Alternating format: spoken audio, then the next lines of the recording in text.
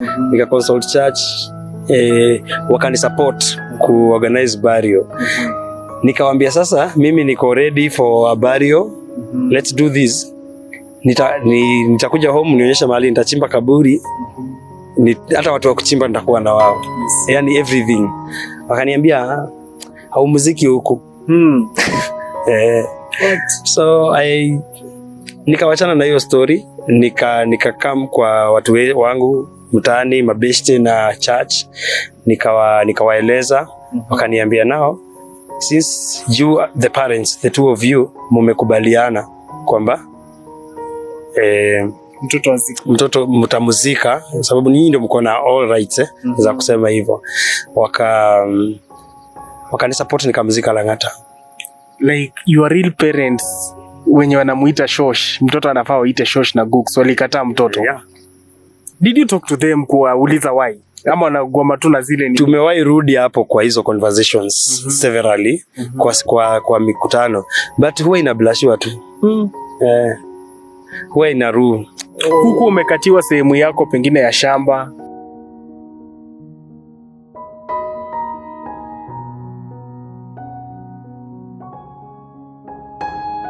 Karibu sana. Ningependa tukujue kwa jina ni nani? Mimi naitwa Ngorobi On. Ngorobi On. Ngorobi On, karibu sana kwa Bob Shakwila Show. Najua umekuja kuongea mambo mengi. Mengine ni vidonda venye vilipona, ziko katika safari ya kupona, si ndio? Ningependa basi Ngorobi On utueleze background yako kidogo, alafu tuzame kwa story yako. Ngorobi On, mimi ni jamaa nimelelewa Murang'a. Kwetu ni Murang'a. Place inaitwa Kiharu. Kiharu. Yeah. Nimelelewa huko, nimezaliwa nikiwa 7th born kwa watoto 9. Then nilisoma huko primary school na pia high school nilisoma huko. Nilikuja Kanairo after high school. Murang'a yote? Murang'a kuna high school poa. Bali nyinyi mko fiti. Murang'a is just near to Nairobi. Ndio. 150. Ni karibu, lakini si kila mtu alikuwa na dream ya kuja city. Yeah. Yeah. So tuambie story yako siku hii leo yenye unataka kuongelesha Wakenya. Kwa sababu mara mingi mimi huambia watu nikifungua macho na pia ni ya kuelimisha. Kweli. Naam. Napenda sana kubonga kuhusu wazazi na relationships za wazazi kwa watoto wao. What happened? Through my story. So a lot of things have happened kwa maisha yangu, na one of it ni kidonda inakuwa ndani yangu. Although imepita time tangu it happen, sijawahi elezewa na my family how, kwa nini walinifanyia hivyo. I lost my child na wakaninyima place ya kumzika. What? Yes. What happened? Like tueleze vizuri to the loss of the child paka ifike pale. I was married to a lady from Nandi and mimi nimetoka Murang'a. Na ni baadaye ndio nilikuja kugundua our place yenye nimetoka, my background, hawapendi tribes zingine. Kama wewe ni tribe gani? Yo Gikuyu? You just marry a Gikuyu? No, I think from my locality place nimezaliwa kuna hiyo kuna hiyo inaitwa Kasumba. Mara Swahili it's a belief. Ama maybe watu ilisemwa na wazazi wengine wenye walikufa before. So nilikuwa na huyo dem kutoka Nandi, and we got a kid. After tumepata mtoto akakufa. Sorry. So lazima nika approach familia. Wakaniambia hakuna, uwezi mzika home. So before that walikuwa wameniambia mtoto ni mdogo sana, hata hajafika 1 year, hafai kuzikwa, inafaa afanye uachie hospitali dispose. But unajua sasa mimi nilikuwa mzazi mara ya kwanza, ule dem ni mzazi mara ya kwanza. Pia nilishindwa kukubali kuconform kwa hiyo nini yao. Jua nilikuwa nafikiria wana avoid budget ya mazishi. So wanakataa kabisa mtoto asizikwe. Mtoto asizikwe. So nika consult church. Nilikuwa naenda church hiyo time. Nika consult church, wakani support ku organize burial. Nikawaambia sasa mimi niko ready for a burial. Let's do this. nitakuja home nionyeshe mahali nitachimba kaburi. Hata watu wa kuchimba nitakuwa na wao. Yes. Yani everything. Wakaniambia au muziki huku. So nikawachana na hiyo story, nikakam kwa watu wangu mtaani, mabeshte na church, nikawaeleza. Wakaniambia now since you the parents, the two of you mmekubaliana kwamba mtoto mtamuzika, sababu ninyi ndio mko na all rights za kusema hivyo. Wakani support nikamuzika Lang'ata. Like your real parents wenye wanamuita shosh, mtoto anafaa waite shosh na Gooks, walikataa mtoto. Yeah. Did you talk to them kuwauliza why? Ama wanagoma tu na zile ni? Tumewahi rudi hapo kwa hizo conversations severally kwa mikutano, but huwa inablashiwa tu. Huwa inaru. Huku umekatiwa sehemu yako pengine ya shamba iko, mbona ungemzika pale? Hiyo time shamba ilikuwa haijakatwa, yani kila subdivision na all that, hatukuwa na title deed. But unajua kuna hiyo shamba ni yetu, like kuna title deed ile kubwa, mother title deed. So hiyo time ilikuwa hiyo, kwa hiyo process ya shamba kukatakatwa, but that was not the reason. Sababu si babangu amezikwa hapo, sister yangu amezikwa hapo, brother babangu amezikwa hapo, show yangu amezikwa hapo. So si kuona ati hiyo ikiwa reason ya kufanya wanikataze kumzika hapo. Yeah, take us on. Then what else? Nikamzika Lang'ata, tukaorganize mazishi na church na watu nilikuwa nafanya nao theology. Ulikuwa unafanya theology? Yeah, nilifanya theology. Wow, congratulations. Ulimaliza? Nilidrop. Tena aje. Ilinibo. So nikamaliza, tukaorganize mazishi, tukapanga, mama kakam, unajua sijui, mom akiwa alone, hata akiweza decide kitu na si eti ni anatoa pesa, hakuna kitu, yani kama imeamuliwa hivi haezi sema. Hata mzae haezi sema. Mzae alidedi kitambo.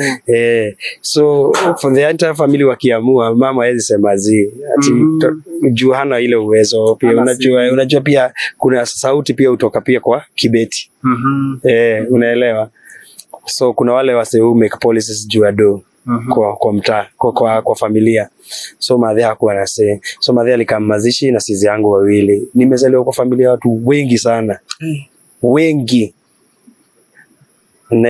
Nikaweza anza kuhesabu familia yangu, yani hata watu wananiita anko, yani masis, ni wengi sana. Lakini mazishi yangu mazishi ya sis ya mtoto wangu kulikuja tu sister wawili, mom na anko na wife wake. Lang'ata. Mom was like comfortable mjukuu wake kuzikwa Lang'ata na kuna shamba nyumbani. I hope so. I think I thought so. Maybe hakuwa naona hiyo uzito. But ilituumiza sana. Personally iliniumiza sana. Najua huko ni kwetu. Na nafaa kuzika mtoto hapo. Ndio maana mpaka leo, yani tuko 2024. Ni back in 2018. Na sijawahi pata solution. Hiyo ni uma mpaka leo. Jua hakuna mtu ashainikalisha chini akaniambia, cheki, mtoto wako alikosa kuzikwa hapa kwa sababu ya hii na hii. Wazazi wanakuwa to blackmail. Uwezi muuliza swali, kuna maswali uwezi muuliza. Na ukimuuliza kidogo unaweza laaniwa. Unajua, tena wazazi wakifika age fulani, I think inakujaga tu na blackmail tu, ni wewe tuwekea tu blackmail, uwezi mkosoa.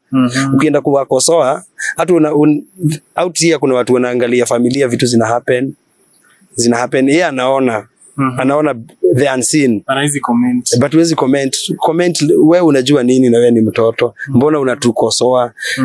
So sijawahi pata hiyo chance ya kwanza anko yangu mwenye sasa yeye mwenye aliniambia yeye mwenyewe ati familia imeamua hivi. Nilienda kwake once nikamuuliza, akaniambia yeye ndiye alikurevealia familia imeamua haitaki wazike mtoto wako. Yeye ndiye revelation ililetwa na sisi yangu. Yeye ndiye reveal wa kwanza hiyo siku ya mtoto alikufa. Sijui kama walikuwa wameongea before.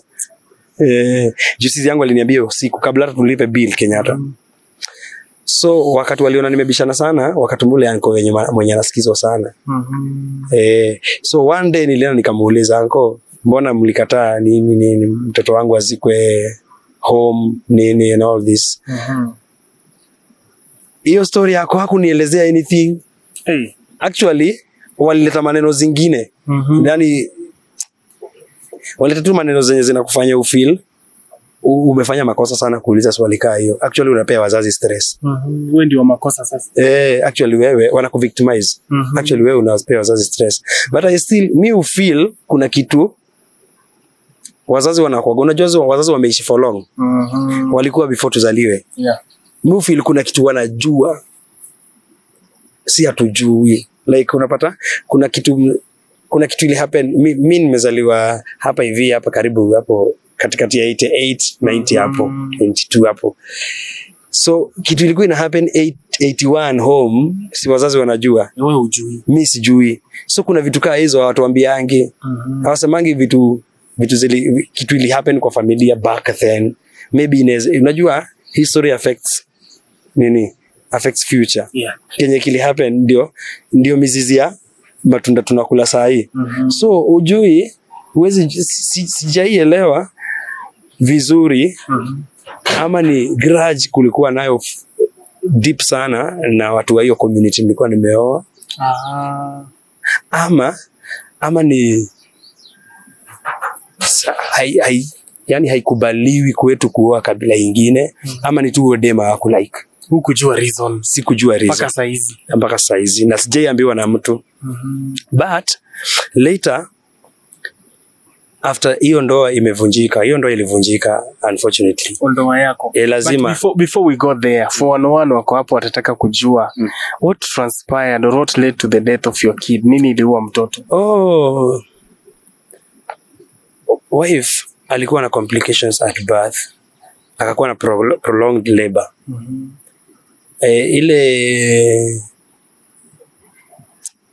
This is the report I was given oral na doki pale pumwani.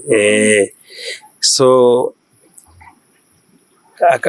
akabast maji, lakini walikuwa najaribu kuinduce labor haikam, yani hafunguki, dilate before I decide kufanya CS hiyo time.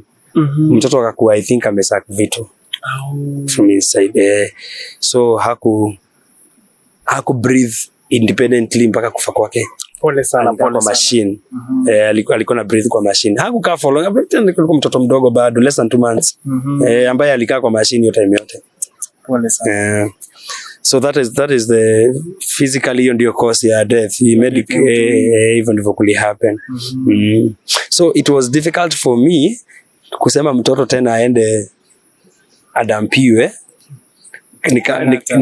Ni kama si hata okay, Langata ni kuzika, tuliona kaburi. Ile ati to dispose mtoto ipeano kama uchafu. Yeah, exactly, hivyo ndivyo nilikuwa na feel. Tupeane mtoto wetu kama uchafu. Yeye alikuwa amedevelop 9 months ako sawa. Umebonde na yeye akiwa ndani ya tumbo anacheza. Alafu hapa uko na bibi ana feel ni kama hapendwi home. Unajaribu kusimama na yeye. Unajua unajikaza moral support. Juu pia nilikuwa na tamaa ya kuwa na ndoa, unaona. Mimi ndio kijana, mimi ni kijana wa pili, tuko vijana watatu na mimi peke yangu ndio nimeoa home. Na mimi peke yangu ndio nishaioa. Na ni first born. Mimi ni wakati kati. First born ako 40 plus. Ako around 40. Ana hajaoa bado. So na naweza kaa bila before aoe. Nitakuja kuchapia stories kwingine. So nilikuwa nataka kabisa ku maintain ndoa. Na nikiweza ona kitu inajaribu kucheza na hii ndoa niko nayo, naweza ifight na nguvu yangu yote. Sure. So nilikuwa na imagine ni dem, ni a young lady, hajaikuwa heartbroken hiyo design. Ako na wound ya CS. akona undi ingine ya roho. Ni mtoto amepass. Akona undi ingine ya kukosa ya kunyima place ya kuzika mtoto. Nikasema mimi la mtoto lazima nitazika. And that is how we decided nitampeleka Lang'ata. Na after that kila kitu change kwa nyumba after tumerudi. When you now came from Lang'ata cemetery, coming from Lang'ata, mi feel wazazi wake pia walikuwa namwambia ni kama upendo yuko. Ama hamuna future na kwa hii ndoa. Kuna pia beliefs za kitambo, zile primitive beliefs. Sijui kama ushakutana na watu wanaamini hizo vitu. Very primitive, funny way of resolving things. Kama mmeoa, kama mkioana mtoto wa kwanza akufe, kuna kuswara mbaya sana. Sasa unajua pia kuna watu alikuwa na feel pia ni kama hii ndio iko na swara. So akaanza kufeel insecure. Mimi nilikuwa na feel tuko sawa, mimi niko sawa, mimi nilikuwa sure. Akaanza kufeel tuko sawa, akaanza kunishukushuku. Kwanza yani insecurities zikaanza kuanzia hapo. Na pia madharau ikaingia. Unajua madharau lazima ingeingia. Sababu huyu mtu atatambuliwa kwa wao. Niambia nini? Huyu jamaa atambuliwa na wazazi wake, hawezi mpatia mahali pa kuzika mtoto. Unakuja unaniambia nini kama nani? So unajua akaanza kuniangalia kichini chini. Hiyo ndio ikaenda hivyo ikaisha. Uliniambia iliisha. Kitu ya madharau. Factors mob. Tueleze. Unajua vitu zenye zinamaliza ndoa haishangi tu hivyo ati. What is this? Nini basi hizi factors ni gani hizi nzito? First of all, hiyo time nimekwambia niko kwa church. Nilikuwa na serve kwa church. Kuserve kama nani? Kama head wa department ya discipleship. Ulikuwa umesoma paka theology? Sasa nilikuwa na serve kama associate discipleship head kwa hiyo department. Wase wakikam ndio walikuwa wanapatana na mimi kuanza na hiyo department yetu. Ndio ni kama orientation to church. And it was good and I love it. Kuserve hapo. Nilipenda sana, I loved that. Na unaona sasa niko na stress kejani. Nilikuwa na stress kubwa sana kwa nyumba sababu ndoa haiwork. Na nahitaji a working home. Unajua hata kama mtu wako single ana need peace at home before uende kupatia wase peace church. Nilikuwa najaribu find induction za kuinduce, nilikuwa najaribu kuinduce amani peace ndani yangu. Ndio nikuje church. Ndio nikuje church at least ni fake ni smile sana. Unajua pale ni kama ndio wewe ni sales sales wa church, lazima ukue smiling all over. Which is a very difficult place to be. Juu uwezi leta issues zako hapo. Na niko nazo issues zilikuwa kibao, na hakuna issue kubwa kwa mwanaume mwenye ameoa kama ndoa yake haifanyi fiti kwa nyumba, hakuna peace. So nilikuwa na suppress stress zangu na very many ways. A few ways. Kufanya kazi excess, kuja usiku late, na sasa kunywa 1-2. Ndio at least nifike nilale, nisifikirie huyu venye siku hizi mpaka tumeanza kustressiana na venye tumekapitia na yeye. Na saa hiyo alikuwa na ball. Nilileta mtoto, tulitafuta mtoto mwingine haraka. Mlitafuta mwingine haraka juu ya kucover. Nilikuwa advised na wase kwanza kutoka tu hosi. Ikiwezekana mtafute tu mtoto mwingine, mbatishe mtoto mwingine haraka. Ndio ile uchungu ya kupoteza mtoto huyo mama asahau haraka. Apate at least hiyo joy tena ya kubeba mtoto mwingine. Which we followed na si rahisi kupata mtoto. Masha mlifanya mambo haraka mazito. Tulifanya mambo. I would say that. Ni rahisi kupata mtoto. Yeah. Ni rahisi. Ama basi tulikuwa wafuata, I don't know. You wafuata ni. Pia Mungu Pia. In as much as mtoto upatikana kwa kitanda upewa na Mungu. That's true. Nilikuwa na pressure, a lot of pressure. Na pia pale church kulikuwa na siasa kiasi.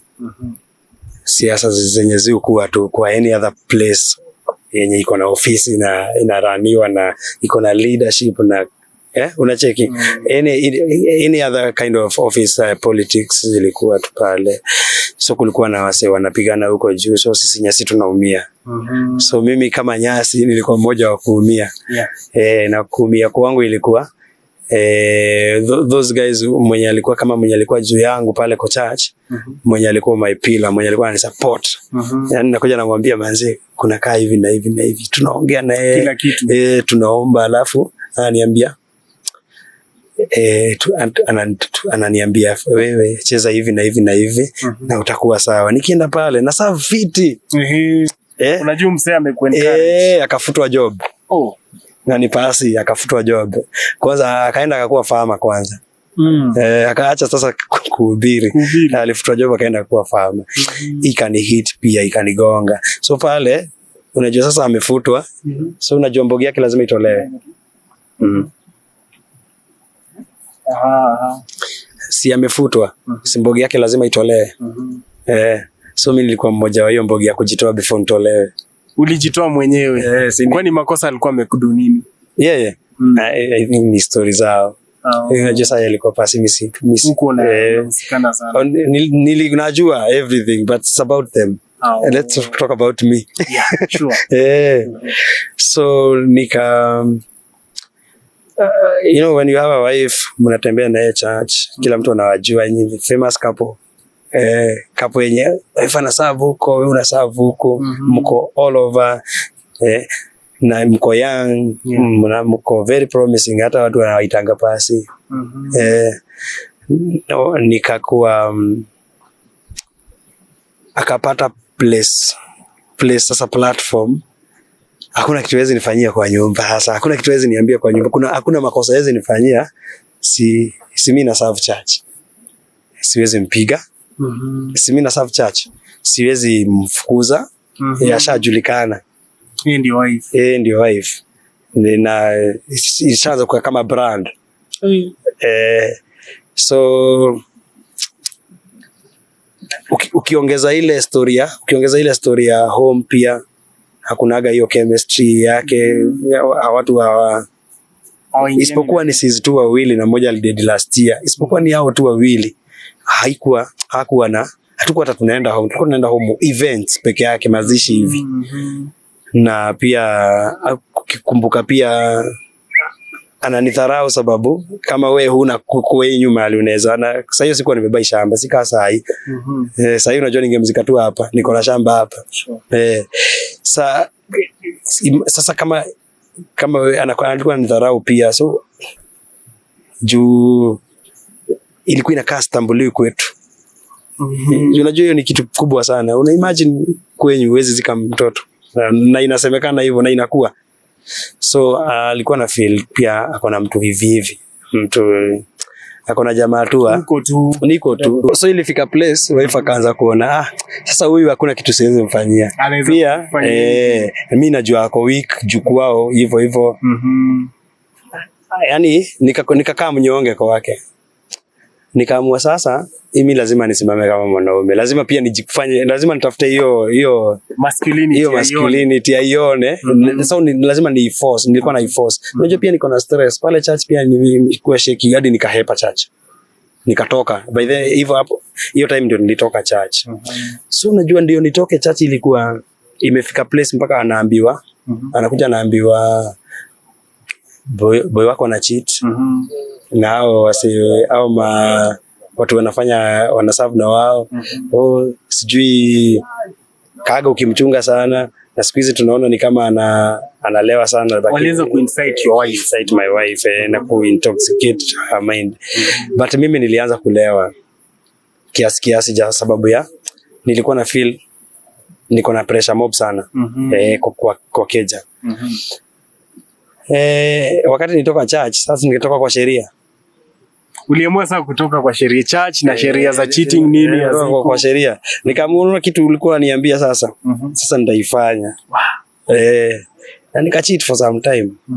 Mataka nishika. Mimi okay, cheating ni kitu kingine ugly sana by the way. Ni ugly after umefanya. So after amenishika juu nilikuwa green, sikuwa najua. Nilipata. Aje niambie ilikuwaje? Aliambiwa alafu akanitrace. Na ni ugly sana by the cheating. Nika cheat. Akaenda akanyorosha kupiga huo dem. Alikuta huyo dem. Alikuta huyo dem. Sikuwa najua kucheat. Ingekuwa ni sahihi ningecheat proper. Kwani ulifanya cheat aje? Tuambie vile ilikuwa. Just hapo karibu neighborhood like few yards away. Nikashikwa. Sikuwa najua kucheat. Akaenda kupiga. Waka fight, ikakuwa kesi kidogo. But ni ugly pia pia image wise. Na pia ndani sasa nilikuwa nimeendea nini. But nilikuwa nataka kujustify like ni aje the masculinity. Kwani unaangalia mimi siwezi cheat. Na hivyo ndivyo nilislide back yani ile proper ni nikaacha church na nikaanza kuishi hivyo venye naishingi. So ilifika place akaanza unajua sasa I think akaanza kufeel so hana otherwise labda sasa ni avuruge tu kuvuruga endelee kuvuruga tu. So alikuwa anitukana kijani. Unajua nilikuwa pia nimesota, nimetoka church. Unaona kutoka church nilikuwa church ndio napata biz. Watu wasee wana referrals, niko na clients referrals nini hizo vitu. Niko napata biz. Sasa nishatoka church. Sasa biz kaanza kwenda chini. So pale nilikuwa nimechorwa job pale tao. Ikakuwa sipati clients nini ikakuwa so akaanza kunidharau sasa ile mbaya. Ile serious. So tulikuwa tunavurugana sasa live. Lakini sasa mimi vurugana unamaanisha nini kama ni tukianza karobas conversation kwa nyumba kana kuwa vita. Juu hakuna heshima. Na mimi pia sitaki kudharauliwa. Usicheze na watu wafupi. Mtungi mrefu. Unajua mkalemu huge, mrefu kiasi. Sitaki kudharauliwa pia. So unatuangana. Sometimes nilikuwa namshika hivi nikienda kumpiganisha chini naona huyu nitaua. That's bad. Na wachana na yeye. Na okay, mimi sijaipiga mwanamke by the way. Niliyoipiga mwanamke sizi yangu tukiwa watoi. Kama amemea kichwa. Sijaipiga mwanamke by the way. So nilikuwa namshika hivi naona huyu nitaua na wachana na yeye. So so kidogo kwa disadvantage ya kudate dem mrefu. Siwezi date dem mdogo. Siwezi date dem mdogo. Unataka tu wale warefu. Wabigi. Sijai date dem mdogo. Dem na dating watu wakubwa kuniliko. Sawa. That's hiyo ni preference yako. Una makosa. Sina makosa. So tukafikishana mahali pa anaweza kaa hivi anitukane tu yani. Unaona vile mademu hufuatanisha maneno. Anaweza kaa tu hivi. Tuseme nimefanya tu mistake kidogo. Ama tumekaa sana bila kuvuruga. I think ni kama upata addiction ya kuvurugana tu. Anataka kutafuta tu vita. Anaweza tafuta vita alafu mimi ni ule mse wa kutulia. Unaona mimi nabonga tu hapa. Mimi ni mse tunaweza nipata kijana unaweza fikiria siko. Nimekaa tu napenda kutulia sana. Kwanza kwa hiyo space ya ndoa. Sababu nishaona nimegrow na dad violent. Nilikuwa napiga mama mpaka tunaona nimezidi. So mimi nimeishi kupenda hiyo space ya kwa ndoa, space ya nikuwe mcool tu. Nitoe tu maneno, ni lead lakini bila violence. So violence ilikuwa inanikalia, nilikuwa nataka sana niiwache ama basi niifanye kabisa, yani aende ama tuachane. Juu sikuwa nataka kufanya for long. Tulisafa dad wakipigana na mama. Tulisafa sana kama watoto. Na ikafika place kuna time alinipigia kelele, akanitukana. Unajua sasa alikuwa amefika space ya kunidharau kabisa. Bibi yako? Akanipigia kelele kuanzia around midnight mpaka asubuhi. What had happened? Nini kulifanyika? Wala sikumbuki, lakini tulikuwa tu na ka difference. Ka difference tu, alafu pia mimi naweza kuwa rude. Ni vile tu naamua kukosa kuwa rude. Ama nakuwa sarcastic sometimes tukibonga. Hata nikifanya content, wakati nikiandika nakuwa sarcastic sana. So I think nilimguza mahali akalipuka. So hiyo ndio siku niliona huyu naweza muua. Nika walk out. Kwani what happened ndio ukaona hivyo? Kupushiwa kwa kona hadi anakushika hivi, yani anakutukana dai kwa macho hivi. Ni uwe ni chape, si wewe ni mwanaume na bangapi? Mbona wewe si kaa fulani? Mbona mbona jingi hivi nini? Vitu mob. Like aliingilia your sexual energy ama? No, not really. Unasema ku control nini hiyo? Not really, like mfuko nilikuwa pia, unajua pesa nilikuwa chini hiyo time. Na unasema not really and maybe it's really. That's what. Okay, maybe. Not maybe. No, ni hiyo. But hakuitaja. That's what she was meaning. But ukiwa na stress manze, sexual energy hata kama. So nikaona nitamada. Nika walk out. Nikawaacha na mtoto na hiyo viji tu kwa hiyo keja, nikatoka nikaishia. Nikaenda place inaitwa Kasa. Nilikuwa naishi Baha. Ukaenda Kasarani. Nikaenda Kasarani Mwiki. Kuna nikapata host hapo, nikahostiwa na dem fulani. Ulienda tena kwa msichana? Yes, msichana mwenye msichana, just that. Si mtu na date, si mtu tuna I can take to bed if a friend. Jo nilikuwa na mabeste, lakini nilikuwa na boys, men friends but sidhani mwenye alikuwa anaelewa kenye kinaendelea hangenisaidia. Why? Hangeni host kwake, akaona wife. Hukuona huyu dem pengine anaweza kuwa na mwenye analipanga rent akupate hapo ikuwe na haina noma. Haina noma. Mwenye analipanga rent alikuwa anijua. Mtu ameallow wewe ukae kwa nyumba ya dem yake? Watu dem alikuwa ajilipia rent. Okay, ukisema mwenye analipanga rent, I mean the boyfriend, lakini si kusimamia bill. Alikuwa anakujua, alikuwa anajua unakaa kwa nyumba ya dem yake. This guy was comfortable. Why not? Tunajuana. Ama inakaa awe tuambie ukweli. Haikai real. Tulikuwa tunajuana. Don't lie. No man can allow like you just to go unang'edhi tu kwa nyumba ya dem. Sio dem. Alikuwa na independence. Design ya unajua ule si wacha mambo ya independent. Mimi niko hapa kwa ameolewa. Sawa. But umesema she had a boyfriend na huyo boyfriend alikuwa anakujua. I used to know the boyfriend. Na alikuwa anakujua? Yeah, he used to know me. And he allowed you people to stay together.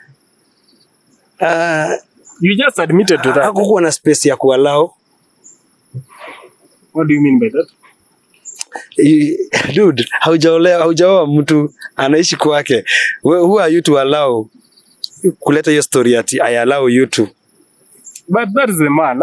Hata kama dem bado ako hapo, huyu ni boyfriend yake maybe. Bado sikuget. Aje. Wait, cheki. This is just simple, uko na dem, si ndio? Hata kama dem anakaa kwake ako independent. Anakaa kwake amerent. Wewe. Na mimi silipi rent. Oh, ulipi rent. Na mimi silipi hiyo rent. Kwetu tunasemaga nyumba tale hakatigara nayo. Like nyumba yake ulipangi isare. Hata uone ameleta kama jamaa pale. Sidhani.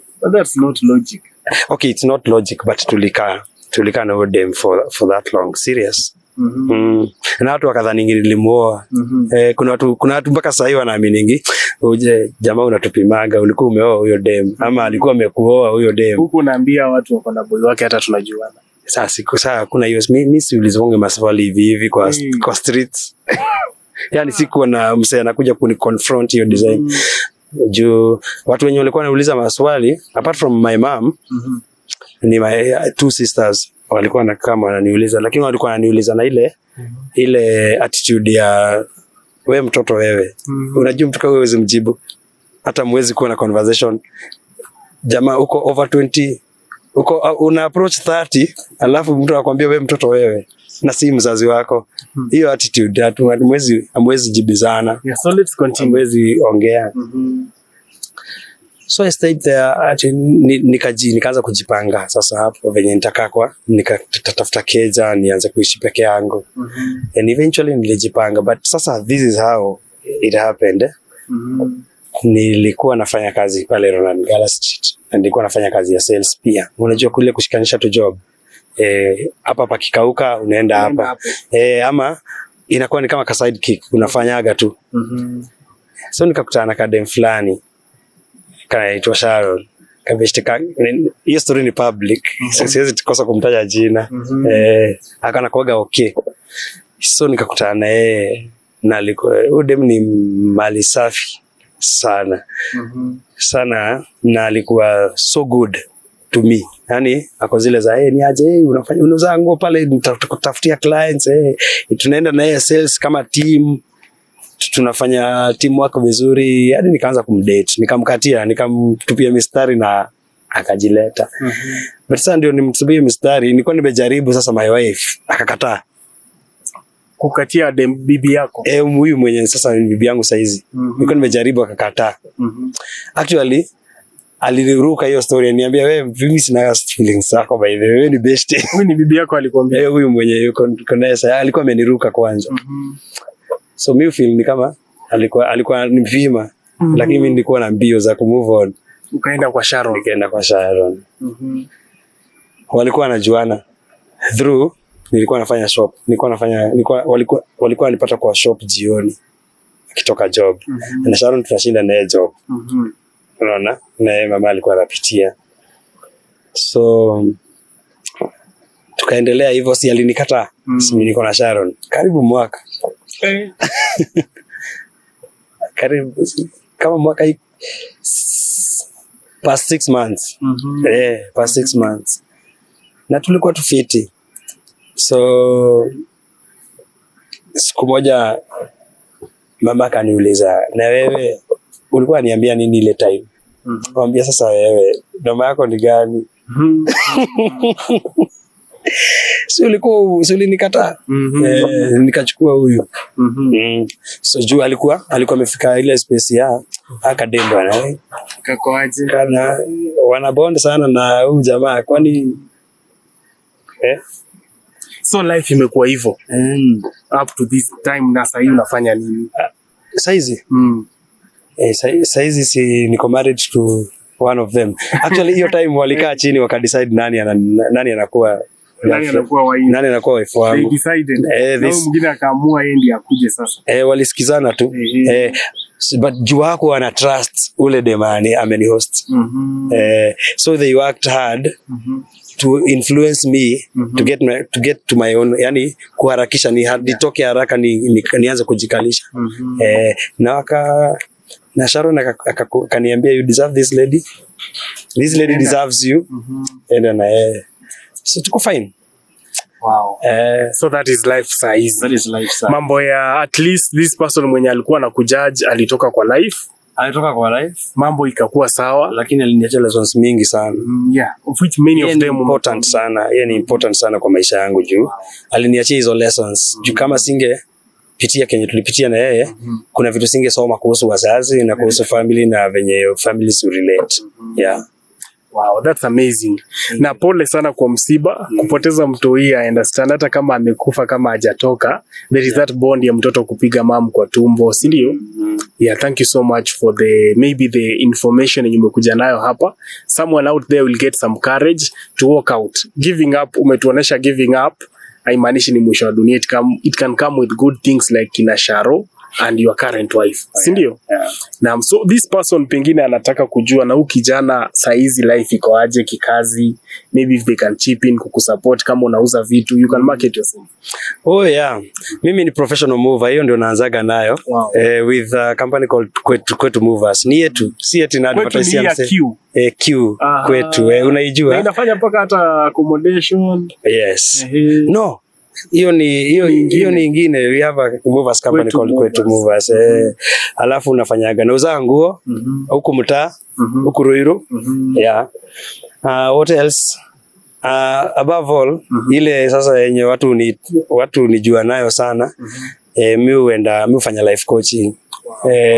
Huyo kijana wako mwenye anakusumbua tunakuja tumtonge tumalize akue tumnyoroshe. Napenda kuambia watu makosa yenye tumefanya na hapo like 10 years ago. That is mimi uchukulia kuticha watu culture, si kuwapeleka huko kwa wazee na huko kitambo. Kitu imekuwa hapa hivi recent. Ukiweza funza msee kitu time ya Kibaki makosa tulifanya, huyu Gen Z anaweza msaidia sana kurekebisha vitu wanafanya saa hii. So that's what I do basically. Na pia kwa content yangu pale FB mimi huandika stories, mimi huandika all my biographies. Nikikumbuka kitu inakuwa naiandika ikiwa episode, na najaribu kukumbusha watu these are mistakes I did, or these are things I did to succeed. Na if maybe unaweza fanya hii, unaweza get where I am, ama ukifanya hii mistake pia unaweza jipata where I am na maybe ningekuwa mbali zaidi. So that's what I do entirely. Most of my time ni pale kuandika tu naandika. Moving ni kando. Ngorobi Waithe. Wow. Na this person mwenye angetaka kucontact, namba ya simu ni gani? 0727 52 53 13. Yeah. We've learned a lot from you, from your story. It shows that indeed you are a true hero of your own story. Si ndio? Pengine tukikuhitaji wakati mwingine, are you ready to come back? Yes, I will be ready. Wow. They'll call you, hao ndio watakuita wenyewe. Sawa, nitakuwa tayari. Ngorofi. Kama nitasema kitu mtu alan nayo, nitafurahi sana. Because maybe hiyo ndio, maybe nilipitia hizo vitu ndio nipate vitu za kuambia watu saa hii. Maybe hiyo ndio ilikuwa purpose yangu. You never know. And to my good people, mkitaka kufikia Ngorofi Waithe, nambari yake ya simu iko pale. You are free to contact him, you are free to reach him. Thank you so much for keeping it locked and staying at Bob Shakwila Show. If you have such amazing stories, just reach us via our number iko pale chini. Bye bye, God bless you.